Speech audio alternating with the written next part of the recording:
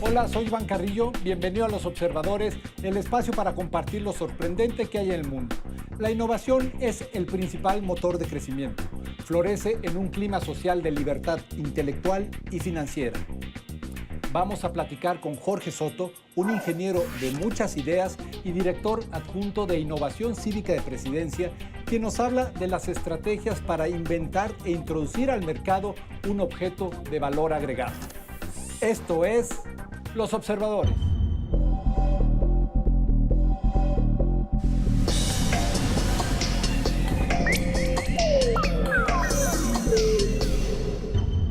Jorge, bienvenido a Los Observadores. ¿Cómo estás? Muy bien, muchas gracias. Partiendo de tu experiencia, de ¿qué es que entendemos por innovar? Es una cosa muy abstracta, pero ¿cómo podemos aterrizarlo? Yo diría que es nuevas maneras de resolver viejos problemas y también cómo podemos hacer esto de manera repetible y a escala. Tú estás ahora mismo dentro de las filas del gobierno federal. A lo mejor a muchos no les cuadra incluso tu imagen y tu perfil, y parece ser que es parte de esto, ¿no? De un movimiento que intenta innovar en procesos, innovar en productos para generar nuevas políticas públicas y resolver viejos problemas, como bien dices. Dime cómo, desde donde tú estás, cómo se generan las condiciones para que haya procesos y productos innovadores. Sí, bueno, definitivamente creo que el gobierno es la última institución donde te imaginarías que existiría algo de innovación. De hecho, por definición, un gobierno no está diseñado para innovar, porque para innovar hay que intentar nuevos acercamientos, algunos de esos van a fracasar, otros no. Sin embargo, hoy en día estamos viviendo una crisis en la democracia, estamos viviendo crisis en cómo cada vez vemos más desconexión entre los gobiernos y los ciudadanos, pero también estamos viendo cómo la tecnología está cambiando de manera radical, cómo los ciudadanos pues, nos educamos, cómo nos relacionamos con otras personas, cómo salimos a protestar a las calles. Cómo hay mucha más información asequible, ¿no? A través de las herramientas digitales. Exactamente, pero no ha cambiado el concepto de democracia. Sigue siendo el concepto de participación en nuestros gobiernos. Sigue siendo votar cada 3 o 6 años. Sigue siendo instituciones del siglo XX, tratando de hablar con ciudadanos del siglo XXI, que una institución que se ve de manera jerárquica, tratando de hablar con ciudadanos que se ven como algo más horizontal y más en redes. Entonces, pues sí, definitivamente hay un choque ahí. Entonces, el gobierno tiene que identificar nuevas maneras también de cómo llega a los ciudadanos, y no solo eso, sino cómo aprovecha el conocimiento de los ciudadanos para resolver todos los problemas que tiene el gobierno. Creo que el gobierno al final no debería de verse como el solucionador de los problemas. Debería de verse, y los ciudadanos tampoco lo deberían de ver como eso, debería de verse como un actor más dentro del ecosistema de los solucionadores de problemas y como un actor que garantice que las condiciones funcionen, que existan estas condiciones, que se garanticen ciertos derechos. Entonces, si alguien sabe cuáles son los problemas de los ciudadanos a nivel nacional y cómo pueden escalarse estas soluciones que resuelvan estos problemas, es el gobierno. Hoy en día, si el gobierno federal quisiera hacer, por ejemplo, una aplicación de alertas ante desastres naturales, pues la opción tradicional sería pues, hacer una licitación bastante estática y que no dé mucho espacio también a innovar, sino que esté bien definido qué es lo que se requiere. Lanzar esta licitación, seguramente van a poder participar 3 a 5 empresas máximo.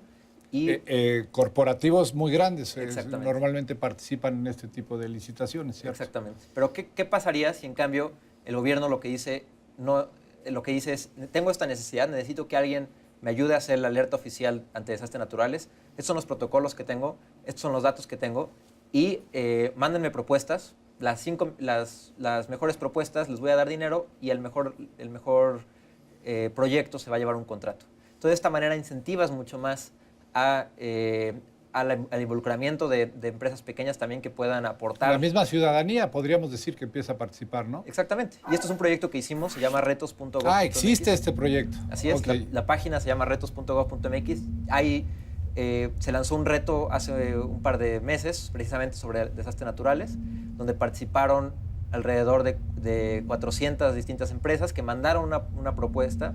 O sea, aquí, perdón que te interrumpa, la diversidad de ideas es mucha mayor. De las 4 o 5 empresas o corporativos que pueden proponer, como bien dices, una aplicación que a lo mejor cumple con los requisitos, pero no trae una idea innovadora, aquí lo multiplicas a 400 empresas o personas que participaron en esta convocatoria. Exactamente. Entonces, y por un lado, recibes nuevas ideas de distintas partes de la sociedad y de distintos lugares del país e incentivas la economía también. Incentivas que empresas pequeñas y medianas puedan también llevarse un contrato del gobierno y no solo eso, sino ser pues, el que hizo la aplicación oficial del gobierno para resolver ciertos problemas. Entonces, como te decía, ya lanzamos un reto y hoy en día hay 6 retos más activos y cada uno de ellos resuelve ciertos temas. De las propuestas que se reciben, se seleccionan las 5 mejores.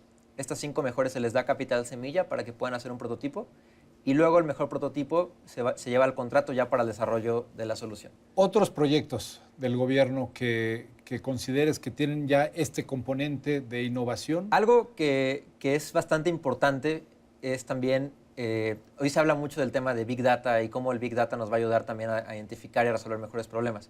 Sin embargo, no existe ninguna institución que tenga más datos que el gobierno federal.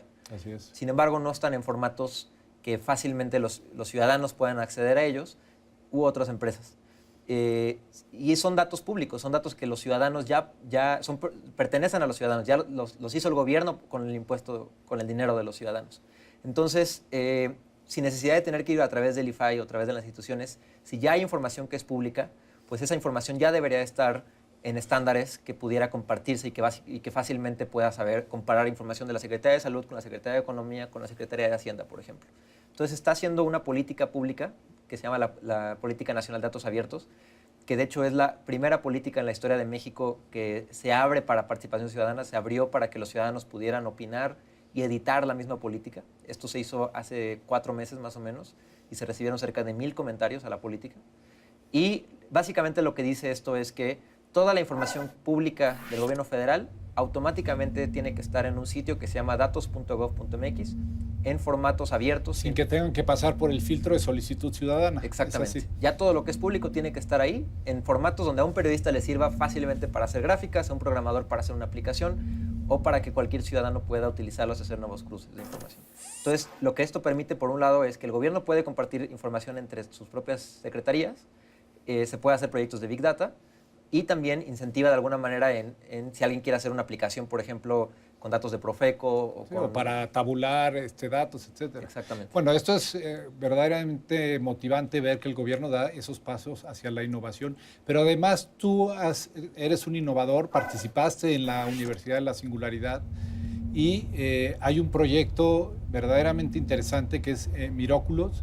¿Me puedes decir en qué consiste este proyecto y de qué forma incide en la innovación en salud? Miraculous fue un proyecto que desarrollé en la Universidad de la Singularidad hace un año aproximadamente. Y el problema que queríamos resolver es, hoy en día, cuando tienes cáncer, tú te das cuenta de que tienes cáncer porque tienes algún síntoma. Sí, normalmente el paciente con cáncer acude por una falla orgánica y entonces viene una detección a veces tardía, ¿no? Normalmente ese es el proceso como funciona. Si algo siento que está mal dentro de mí, me voy a hacer un estudio, el doctor hace preguntas, empieza a descartar y luego ya hasta que llega dependiendo de tu perfil y de los riesgos que tienes, ya llega a cuál es la enfermedad que tienes. Sin embargo, cuando tú tienes síntomas de algún cáncer, posiblemente este cáncer está en etapa 3 o 4. Quiere decir que ya está avanzado, que ya el tumor ya es más grande y esto también pues, hace que tengas una sobrevida baja. De poca expectativa, claro. Aproximadamente un cáncer que se detecta en etapa 3 tiene una sobrevida de 17% a 20% y un cáncer que se detecta en etapa 4 de un 3 a un 7% máximo. ¿Cómo cambiamos el proceso de cómo has hecho el diagnóstico de las enfermedades de manera histórica? Es decir, me siento mal, voy al médico, empiezo a descartar, me hacen pruebas, regresan, me hacen más pruebas. ¿Y cómo podemos saber a nivel molecular qué es lo que está mal con nosotros mismos? Y para ello identificamos una molécula que fluye libremente en la sangre, que se llama microRNAs, microARNs en español. Y estos microARNs son muy pequeñas moléculas que son muy parecidas entre ellas. Entonces, imagínate tratar de detectar algo que es muy pequeño, pero muy parecido una con la otra, que lo que ya se ha comprobado es que dependiendo de qué microRNs tienes tú corriendo en tu flujo sanguíneo, se correlacionan con algún tipo de enfermedad. Es decir, si nosotros pudiéramos hacer una prueba de sangre que pudiera ver qué microARNs tienes en tu flujo sanguíneo y luego comparar esos microARNs Con un diagnóstico. con alguna enfermedad que ya sepamos que tiene ese patrón de microARNs, entonces pudiéramos tener un diagnóstico molecular. Y ese fue el planteamiento que ustedes hicieron, enfocándolo hacia algunos tipos de cáncer. Exactamente. En particular, este proyecto, ¿en qué grado de avance está y qué tipo de cáncer detecta? Hoy en día lo que hicimos fue ya la trampa que puede detectar estos microRNAs. Ya hay una manera ya tenemos desarrollada esta manera para detectar los microRNAs. Hicimos un aparato también que... Un lector, digamos, de estos... Que genera la reacción y lee la reacción. Okay. Y luego también unos algoritmos y unas bases de datos que lo que está haciendo es hacer más comparaciones y también cruzarlo con crear correlaciones y causalidades y otra información contextual. Hoy en día estamos a semanas ya de lanzar el producto y estamos en conversaciones con distintas farmacéuticas para también hacer algunas pruebas clínicas con algunos de ellos. ¿El gobierno en este caso también se interesa por este tipo de productos? Por ejemplo, ¿el Sistema Nacional de Salud puede involucrarse en este tipo de lanzamientos? Al final, el detectar cáncer tarde o enfermedades tarde es muy costoso para los países, es muy costoso para las familias y muy doloroso también. Entonces, no es lo mismo tanto el tratamiento como el costo que le vas a invertir el que invierte el sistema de salud a una persona que detectas cáncer en etapa 3 o 4, donde ya tienes que hacer muchos tratamientos, versus detectarlo en etapa 1, donde es más sencillo quitar el tumor. Entonces, sí deberían de estar involucrados, sí deberían de estar interesados. Por ejemplo, el gobierno de Japón anunció hace 2 semanas que en los siguientes 5 años toda la población de Japón va a tener acceso a una prueba de diagnóstico de este tipo, donde ya a nivel molecular van a saber más o menos cuáles son las enfermedades que puedas tener o que pueda estar mal contigo. Entonces, hay instituciones aquí en México, por ejemplo, el INMEGEL, el Instituto Nacional de Medicina Genómica, que ya está haciendo ciertas investigaciones con microARNs y hay ciertas conversaciones con ellas precisamente para hacer algo. Pues ahí está. Jorge es un agente de cambio que intenta poner o fomentar ese diálogo de instituciones del siglo XX con una sociedad del siglo XXI que gracias a la tecnología y gracias a los procesos sociales se ha transformado y que además urge definitivamente para echar a andar el motor económico, que la innovación sea la pauta que nos lleve pues, a ese nuevo estadio. Jorge, yo te agradezco muchísimo tu presencia aquí en Los Observadores. Al contrario, muchas gracias. Los Observadores, el espacio para compartir lo sorprendente que hay en el mundo.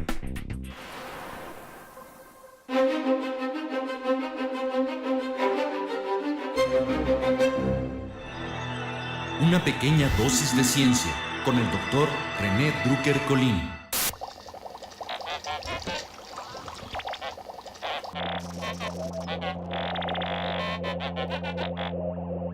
Un equipo de investigadores descubrió que mientras que los ratones de laboratorio comunes desarrollan cicatrices cuando se les retira un fragmento de piel, 2 especies de ratones africanos no solo desarrollaron piel nueva, con folículos de pelo y glándulas de sudor, sino que incluso cartílago.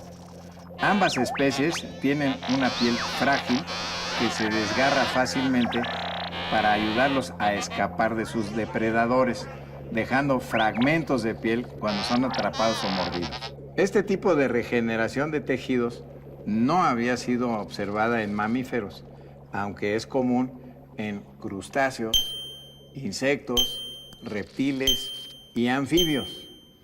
Algunos lagartos pueden recuperar solo la cola, mientras que ciertas salamandras consiguen regenerar una extremidad completa con huesos y músculos. El siguiente paso de los investigadores será analizar los mecanismos moleculares y circuitos genéticos que gobiernan el proceso regenerativo. Es probable que los genes que dirigen la regeneración de las salamandras están apagados en los mamíferos, pero podrían haberse encendido de nuevo en este tipo de ratones.